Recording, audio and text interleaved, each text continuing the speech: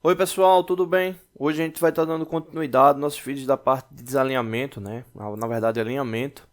A gente vai estar falando sobre alinhamento no plano horizontal, né? Com base no desalinhamento angular, né? A gente fez no último vídeo referente ao plano vertical, no desalinhamento angular, e agora a gente vai estar falando sobre o desalinhamento no plano horizontal, né? Esse foi o exemplo que a gente utilizou no último vídeo, né? No caso, a gente fez justamente a análise desse alinhamento aqui, 0 e mais 0,35, e o que a gente vai analisar hoje é justamente esse aqui, que é no plano horizontal, que aqui está indicado com menos 0,65 e mais 0,25. Lembrando que, observando da parte superior, né, que supondo aqui o acoplamento, significa o seguinte: essa análise angular, a medição ela é na face, né, ou seja, uma medição axial, e esse desalinhamento que está sendo observado, esse especificamente, que é no plano horizontal, ele está dessa forma aqui. Deixa eu até inverter aqui para ficar mais preciso. Ele está justamente dessa forma aqui. Então, o mais 0,25 ele representa justamente o valor mais próximo, né? Vocês podem observar aqui na lateral esquerda, né? Então, ele representa o mais próximo, né? Ou seja, o relógio apalpador sofreu pressão na sua haste de contato, enquanto do lado direito aqui ele está com um afastamento maior, e aqui no caso ele está negativo, né? Então ele sofreu decréscimo na pressão, ele está com menos 0,65. E aí acontece a mesma coisa do que a gente viu no desalinhamento paralelo, né? Nesse caso, como ele está mais 0,25 para o lado, menos 0,65 para o outro, a gente sabe o seguinte, que essa peça aqui, esse acoplamento para fazer o alinhamento, ele vai ter que girar nesse sentido aqui da seta, né? Porque como ele é no plano horizontal, a gente não vai usar calço, né? Só que a gente não pode fazer o deslocamento de forma paralela, ou seja, a gente vai ter que deslocar um determinado valor para a parte de X e um determinado valor para a parte de Y, praticamente girando o equipamento que vai ser alinhado. Lembrando sempre que você tem que ter um alinhamento de referência e um alinhamento que vai sofrer o alinhamento, tá bom? Bom, nesse caso aí, só para exemplificar melhor o que significa. Supondo que o motor ele seja o elemento de referência, né? Ou seja, ele é o elemento que vai estar aí parado. O elemento que vai sofrer o alinhamento, ele praticamente vai ter que girar nesse plano para poder sofrer o alinhamento, né? Ele vai ter que girar nesse plano para sofrer o alinhamento, né? Ele não vai receber calço, por quê? Porque é no plano horizontal, então ele vai ter que ser empurrado para poder sofrer esse alinhamento. Bom, a relação ela permanece a mesma, né? Ou seja, uma análise trigonométrica, né? Então a gente vai ter deslocamento para x e deslocamento para y. Aqui, supondo que a gente esteja vendo ele do plano superior, né, o que acontece? Ele vai ter deslocamento em y e deslocamento em x, né? Então, ele permanece formando essa relação trigonométrica, né, do processo. Bom, o que é que a gente tem aqui de deslocamento? O x e o y, né, aí separado. Tá aqui tanto o x quanto o y. O 0,90 aqui, ele representa justamente a soma algébrica dos valores, né, que foi verificado de desalinhamento no plano axial, né, ou seja, na face do acoplamento. Então, em menos 0,65 mais 0,25 vai dar 0,90. Na prática, isso aqui vai significar o seguinte, né, se a gente for observar aqui na parte superior, essa parte que está mais afastada aqui, que é justamente o menos 0,65, é a parte que vai receber o sentido de giro, ou seja, você vai girar o equipamento nesse sentido aqui, né? Ou seja, fazendo a rotação dele para que ele venha ficar alinhado com o centro de referência, que nesse caso seria justamente aí o motor, né? Como a gente estava supondo aí na imagem anterior. Então, esse 0,90 ele representa esse deslocamento. A gente tem o valor da distância, esse 180 aqui do x, ele representa a distância da face do acoplamento para o primeiro pé, né, que no caso é o X, e o 730 ele representa a face do acoplamento até o último pé, que seria o Y. Né? Então o 180 aqui embaixo, né, no denominador, ele representa justamente o diâmetro do acoplamento. Né? Então ele representa o diâmetro do acoplamento. Fazendo o cálculo, né, a gente vai ter 0,9 multiplicado por 180 dividido por 180, referente a x. Para y, a gente vai ter 0,9 multiplicado por 730 dividido por 180. Dando continuidade ao cálculo, a gente vai ter 162 dividido por 180 e 657 dividido por 180. E vão dar justamente esses valores. Esses valores eles representam o quê? O quanto é que esse elemento vai ser deslocado, né? Então você pode perguntar, tá, mas como é que eu vou deslocar?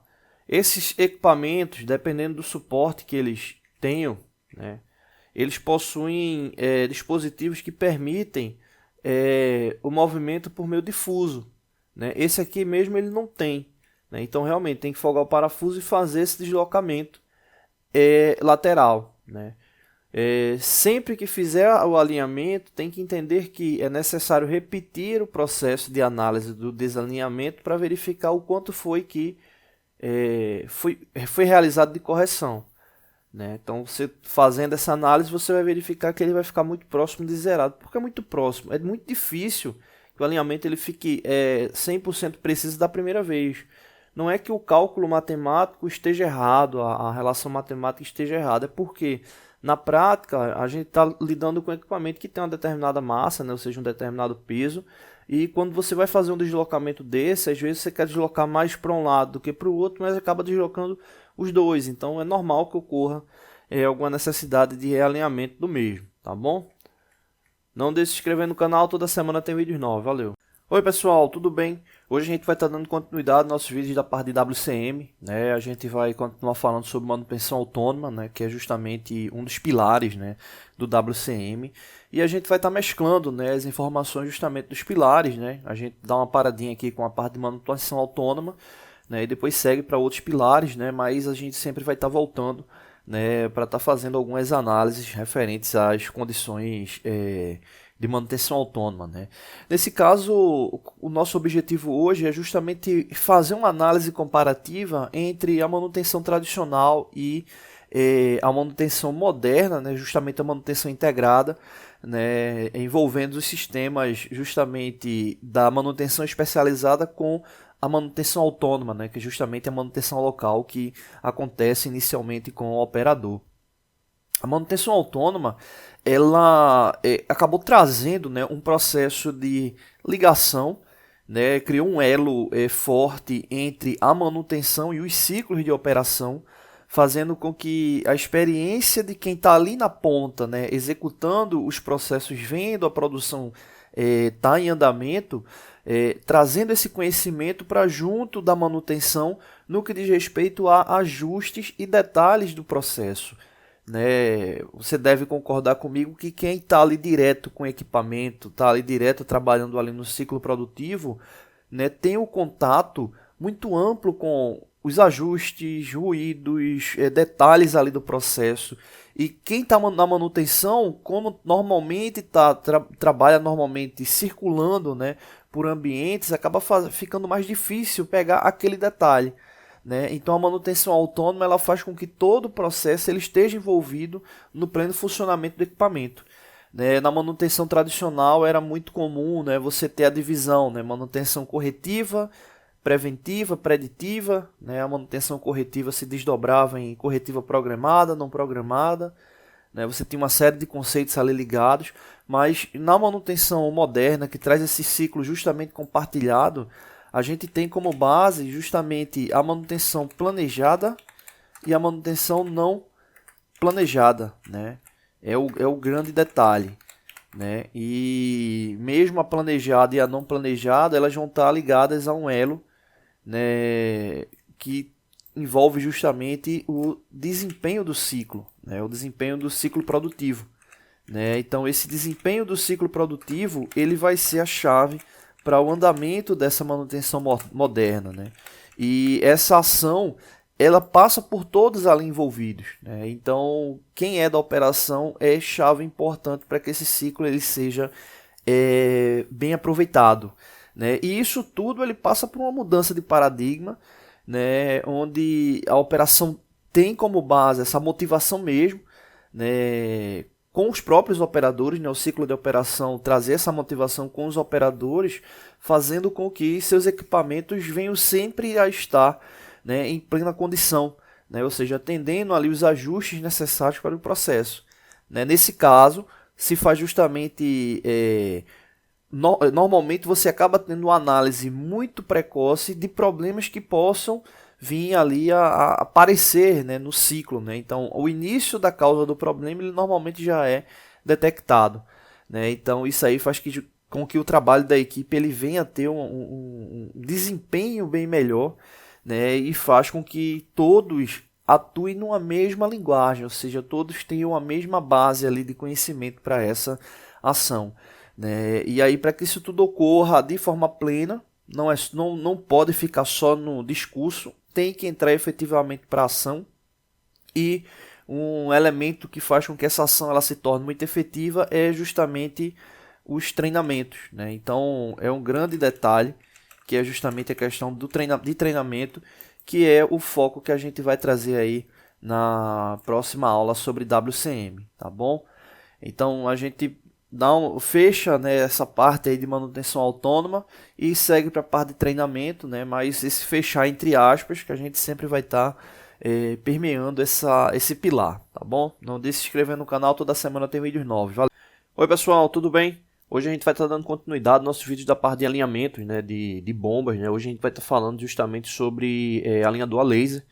Essa daí que foi justamente uma sugestão do Lucas, né, que mandou um e-mail aí para o canal.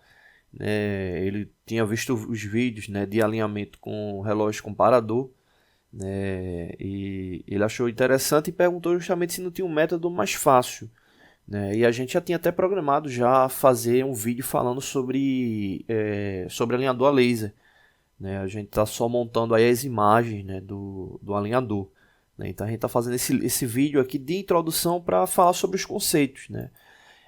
Quando se vai fazer o alinhamento entre bomba e motor, ou o alinhamento de eixos, né, que a lógica na verdade é essa, independente do mecanismo, ou seja, de você manter o alinhamento entre o centro dos eixos, né, você pode fazer de várias maneiras, né. O grande detalhe é, será que quando o alinhamento ele estiver pronto, será que ele vai estar atingindo, né, todos os planos, né? Seja o plano horizontal ou o plano vertical ou o plano horizontal, né, do alinhamento, né, ou seja, mantendo a condição aí de perfeito alinhamento, né, sem contar também a questão das possibilidades de desalinhamento angular, né. O grande detalhe é esse, né. Como eu falei muito nos vídeos de alinhamento angular, né, quem tiver interesse, os links vão estar aí abaixo aí na descrição. Nessa parte de alinhamento, tem muito a questão de você calcular, fazer o alinhamento, analisar que diminuiu, mas ainda não está 100% pleno. E é muito difícil você conseguir, né, deixar o alinhamento zerado, né, como a gente fala popularmente, não, ou seja, ele ficar um alinhamento pleno. O importante é que ele entre dentro de uma condição aceitável para o processo, porque situações que venham a estar desalinhadas, né, equipamentos que venham a estar desalinhados, eles vão estar gerando vibração, maior esforço no eixo, enfim, vai gerar uma série de consequências aí que pode estar prejudicando os mecanismos, né? E existe justamente o alinhador de eixos a laser, né? Ele é bem prático de utilizar, né? Existem vários modelos, né? Aí depende do fabricante, das características de interface, né, deles, né? E aí justamente a gente vai estar fazendo no próximo vídeo sobre alinhamento, falando justamente sobre algumas características que são comuns, né, nesses alinhadores. Então o que acontece nesses casos, né? É muito comum você estar justamente colocando o dispositivo que emite o feixe de luz, né, o feixe de laser, né? Fica alinhado com o eixo do elemento de referência, que aí pode ser a bomba ou o motor, né? A gente já comentou sobre isso, a questão do elemento de referência. Normalmente é o elemento que tem mais dificuldade de se movimentar, então você deixa ele como referência e deixa ele como elemento, né, de referência e faz um alinhamento com o outro, né? Então você vai ter sempre essa relação, né, de quem é que vai estar emitindo, né, o feixe de luz.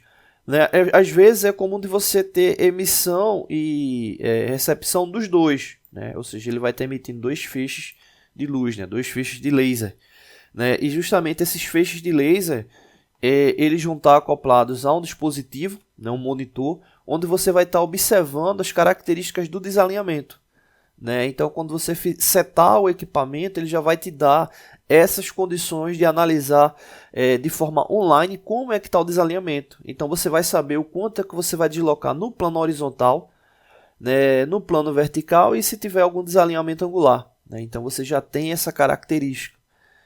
Normalmente eles pedem para você fazer giros, né, de até 180 graus, né, para fazer as verificações, né? É muito comum também que esses dispositivos eles tragam um termo de análise chamado pé manco.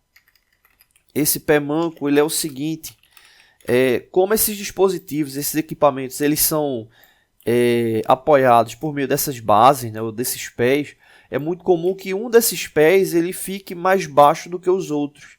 Né? Ou seja, na conjuntura total você vai ter um sempre mais baixo, né? Então esse daí seria relativamente o pé manco, né? Então ele faz também essa análise, né, onde ele pede para apertar o parafuso de cada pé, né, e verifica se tem um que vai estar dando desnível, né? Então a primeira referência, né, é justamente corrigir esse desalinhamento do pé manco, né? A maioria dos alinhadores a laser faz esse tipo de condição, né? Então esse é um vídeo de introdução, né? A gente vai estar fazendo outro vídeo que vai estar simulando uma situação de uso de alinhador a laser para verificar como é que ele funciona e realmente ele é bem mais prático do que você está utilizando o relógio apalpador, está fazendo aqueles cálculos, porque ele vai estar te mostrando, né, o resultado já online, tá bom?